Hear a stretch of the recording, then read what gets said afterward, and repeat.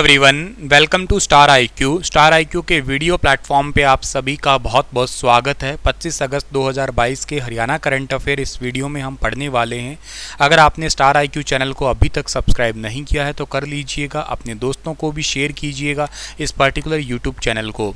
कल आपसे एक सवाल पूछा था, उसका सही जवाब क्या होगा, किस लो अयस्क में सर्वाधिक लोहा मिलता है। तो इस सवाल का सही आंसर था मैग्नेटाइट, और इसमें लगभग 72% के आसपास जो है ना लोहा मिलता है। इसके बाद हेमेटाइट है, इसके बाद लाइमोनाइट है, उसके बाद में साइडोनाइट है। ये सारे लोहे के ही अयस्क हैं। आज का पहला हरियाणा करंट अफेयर है कि हाल ही में मुख्यमंत्री जी ने बिजली डिफाल्टर्स उपभोक्ताओं को राहत देते हुए किस योजना की घोषणा की है। तो बिजली उपभोक्ताओं को राहत देते हुए अभी रिसेंटली जो है ना बिजली सरचार्ज माफ़ी योजना साल 2022 की घोषणा की है। यानी कि ऑप्शन नंबर बी जो है सवाल का बिल्कुल ठीक रहेगा। जो बिजली डिफाल्टर्स उपभोक्ता है इनको राहत देते हुए जो अब तक के 31 दिसंबर 2021 को या उसके बाद भी डिफ़ाल्टर चल रहे हैं उनके लिए घरेलू, सरकारी, कृषि और अन्य डिफ़ाल्टर जो उपभोक्ता है उनके पर लागू होगी। तारीख है 31 दिसंबर 2021 तक की। मतलब यहाँ तक कि अगर कोई बिल नहीं भरे गए हैं तो उनके बिल जो है ना माफ़ कर दिए जाएंगे इस योजना के तहत। ये है वो योजना।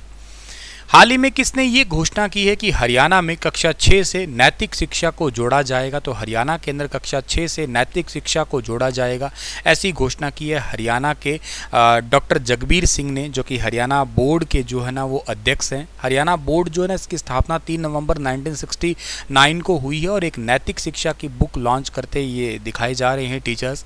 हरियाणा के छात्रों में सामाजिक गुणों के विकास और उनकी आदतों में सुधार लाने के उद्देश्य से ही 6वीं क्लास से ही जो है ना 6वीं क्लास के बाद अब हर कक्षा में जो है ना नैतिक शिक्षा पढ़ने का मौका मिलेगा।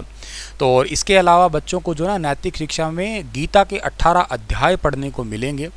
अध्याय के साथ साथ महात्मा बुद्ध है, स्वामी विवेकानंद है, पारंपरिक संस्कृत मूल्य है, पूर्व राष्ट्रपति अब्दुल कलाम है, पूर्व प्रधानमंत्री अटल बिहारी वाजपेयी जी है। इनके बारे में भी बच्चों को जानने का मौका मिलेगा।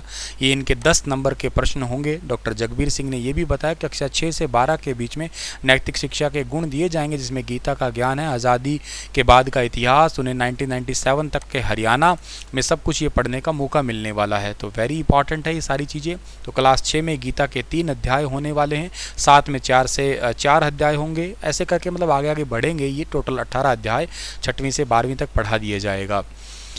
अगला जो सवाल है कि किस जिले के सुनील ने माउंट कुन की चोटी पर तिरंगा फहराया है। माउंट कुन की चोटी पर तिरंगा फहराया है सुनील। हरियाणा के करनाल के रहने वाले हैं। मैं हिसार का हूँ लेकिन ये करनाल के रहने वाले हैं, ठीक है।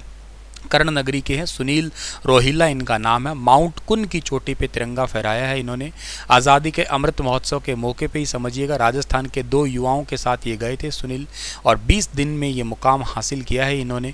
इस माउंट कुन की जो ऊंचाई की अगर बात करता हूँ तो वो 7077 मीटर की ये ऊंचाई है। मूल रूप से गाँव रसूलपुर कला के रहने वाले हैं और इंडियन बैंक में क्लर्क की पोस्ट पर ये तैनात है। ये अप्रैल 2023 में इनकी इस लक्ष्य की चढ़ाई जो है और शुरू होगी। ये किसके लिए, माउंट एवरेस्ट को भी फतेह करने का जो है इनका सीधा सा उद्देश्य है ये, ठीक है ना।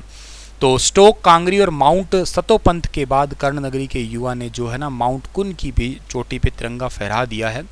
अब तक इन्होंने सितंबर 2021 में उत्तराखंड के गढ़वाल मंडल में हिमालय की गंगोत्री रेंज में दूसरे सबसे ऊंचे पर्वत माउंट सतोपंथ 7075 मीटर की चोटी पर तिरंगा फहराया। 2018 में लद्दाख की 6153 मीटर स्टोक कांगरी के ऊपर भी तिरंगा फहराया। अब तक हिमालय के सिक्किम, हिमाचल, उत्तराखंड और जम्मू कश्मीर के 50 से ज़्यादा ट्रैक जो है ना इन्होंने पार कर लिए हैं। हरियाणा में अब सड़कों के निर्माण के लिए राज्य सरकार की ओर से कितना पैसा दिया जाएगा। तो हरियाणा में सड़कों के निर्माण के लिए राज्य सरकार की तरफ से 50% पैसा दिया जाएगा।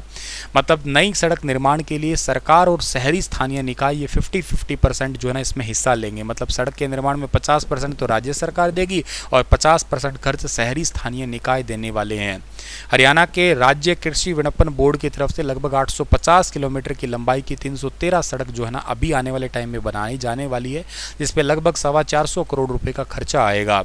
नई सड़कें जो है ना वो ब्लैक टॉप टेक्निक के आधार पे ही बनेगी। सड़कों पर पानी नहीं भरेगा, यातायात भी बहुत अच्छा हो जाएगा। 90 विधानसभा क्षेत्रों में सड़कों के निर्माण के लिए विधायकों से मांग और सुझाव लिए थे, जिसमें यही पता लगा है। लोक निर्माण विभाग की आगामी 1.5 साल में लगभग 2750 किलोमीटर की सड़क बनाई जाएगी और जिस पर लगभग 1600 करोड़ रुपए का खर्च आएगा। हरियाणा सरकार ने किससे संबंधित शिकायत के लिए व्हाट्सएप नंबर जारी किया है। तो अगर कोई आपको HSSC से रिलेटेड कोई शिकायत है तो 9872723100 एक नंबर दिया है। जिस भी बच्चे को हरियाणा स्टाफ सिलेक्शन कमीशन से कोई भी डाउट आता है तो एक व्हाट्सएप नंबर पे मैसेज कर सकते हैं, क्योंकि वो टोल फ्री नंबर पे तो फ़ोन उठाते ही नहीं है ना। ठीक है, चलिए आप लोगों के लिए एक सवाल है कि निम्नलिखित में से कौन सा गुरु नानक देव जी का जन्म स्थान है। शक्करगढ़ है, सुल्तानपुर है, ननकाना साहिब है या शाहकोट है। बताइए विस्तार से इसके बारे में। कल फिर हाजिर होता हूँ लेटेस्ट अपडेट के साथ में। तब तक आप हंसते मुस्कुराते ज़रूर रहना। Thank you so much.